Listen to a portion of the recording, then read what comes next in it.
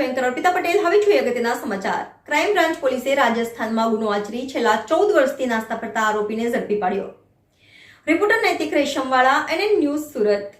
દર્શક મિત્રો, તમારી આસપાસ બની રહેલી અવનવી ઘટનાઓ વિશે જાણવા માટે NN ન્યૂઝને લાઇક કરો, શેર કરો, સબસ્ક્રાઇબ કરો અને બેલ આઇકન પ્રેસ કરો, જેથી આપને નોટિફિકેશન્સ મળતી રહે।